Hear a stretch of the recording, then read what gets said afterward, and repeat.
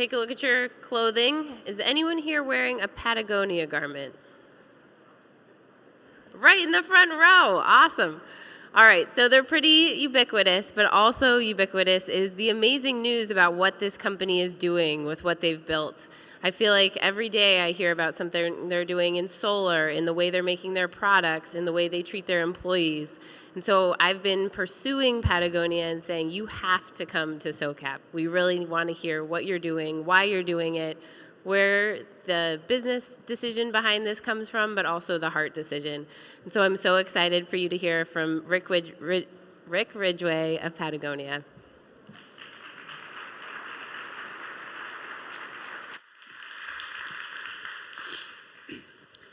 Thank you, Lindsay.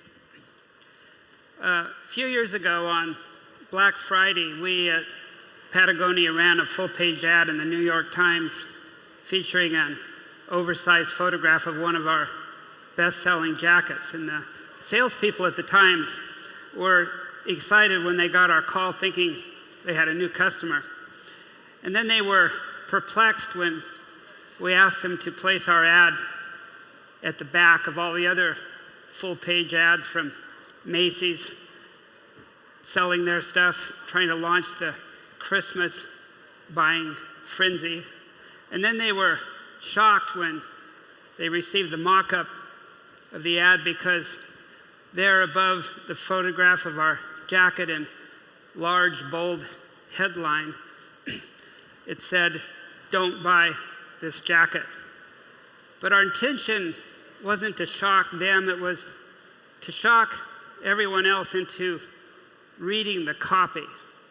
Because there we explain that our mission, codified in our corporate mission statement, was to make that jacket with the highest quality we could while causing no unnecessary harm. But that jacket still caused harm.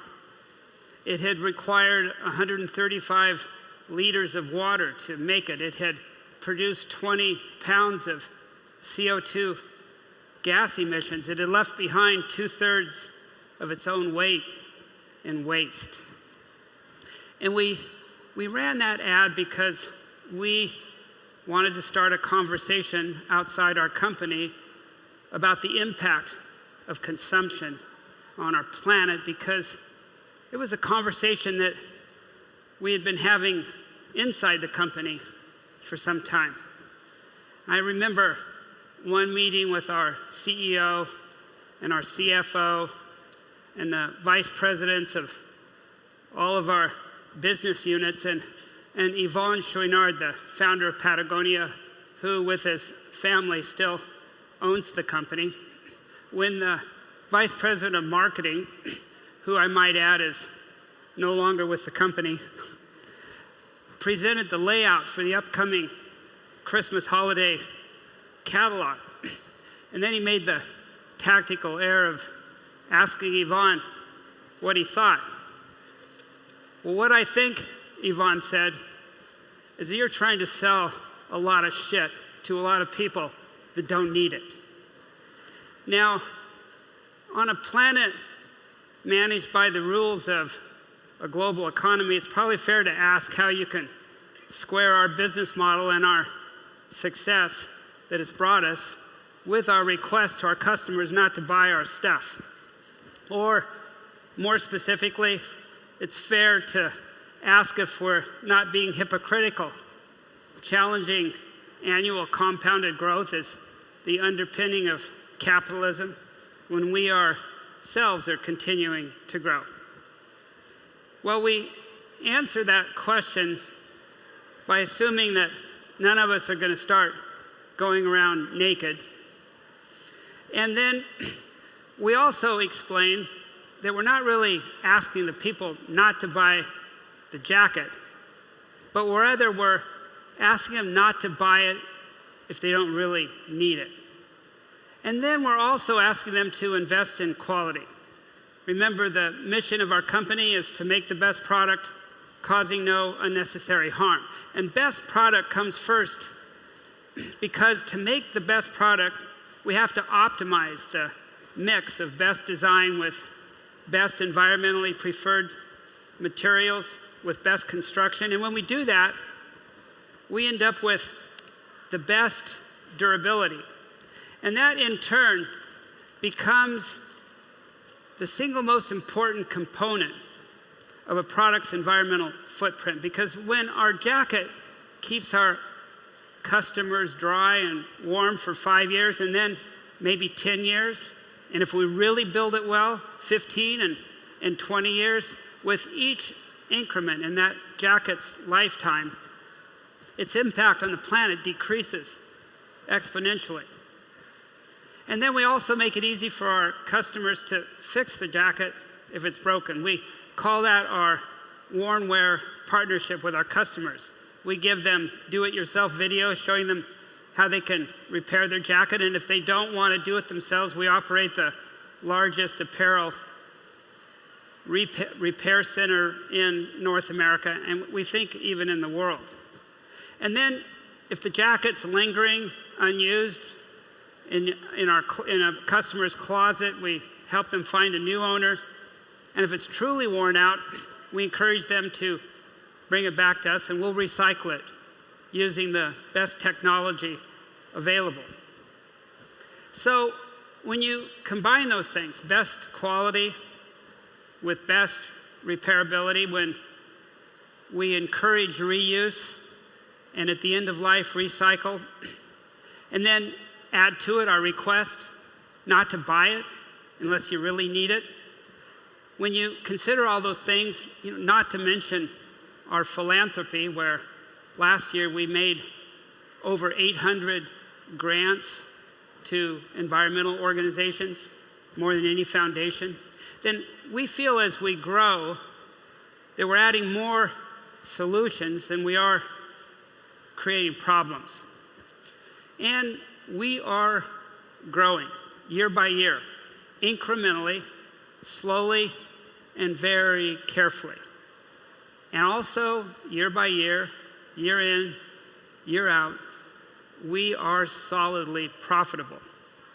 And the most interesting thing to consider, and here I invite all of you to pay attention to this, that we're really growing by taking market share. And I suggest paying attention to that, because when you deconstruct it, the only conclusion you can make is that our deep commitment to doing our part to reducing our impact on the planet while increasing its social justice, that it's creating real and measurable business value. And I also recognize that critics answer that our model creates business value because our customers are at the top of the pyramid and they can afford our stuff and they're willing to pay for it to align themselves with our values. Some of you guys may be saying the same thing to yourselves right now. But most of you know that it's not just Patagonia anymore, but the lead-thinking multinationals, the companies that serve the mid and lower levels of that pyramid, are also realizing the business value of sustainability with, of course, Unilever leading that cohort. And I work closely with those guys. I work closely with Paul Pullman, their global CEO, and I know, because he's told me, that he has job security with his board because 30% of the brands in their portfolio that have the deepest sustainability commitments are also the ones that are outperforming the rest of their mix. And that's not to mention the 160% increase in stock value since Paul took the helm. So, in thinking about why these commitments work for Patagonia and for Unilever, I've come up with 7 reasons. And the first is the easiest. You reduce energy, you save water, you cut back waste, well, you save money. And when you do that, and especially when you do that in your supply chains, you also reduce the risks that come from increased impact on the environment or decreased social justice in the workers in that supply chain. And then the third reason is the flip side of risk, and that's reward. reward from your customers, and this is especially important for us at Patagonia, reward and recognition in the press for our efforts. We do very little advertising because we don't have to. The fourth is recruitment. And we all know that increasingly the best and brightest coming out of our universities and business schools prefer to work for companies with transparent commitments to sustainability. And we also know, and I speak to young people all the time, so I know this firsthand, more and more of them are simply refusing to work for anybody that doesn't make those commitments. And the fifth reason is getting ahead of regulation. If you're Unilever and you're rigorously managing the carbon intensity of your business, then you welcome a carbon tax because it puts you at a competitive advantage. And reason number 6 is equity fund managers. And I assume that there's several of you in the room this morning in that category. The fund managers who are increasingly using sustainability screens to place your bets. Well, keep it up because Paul loves you guys.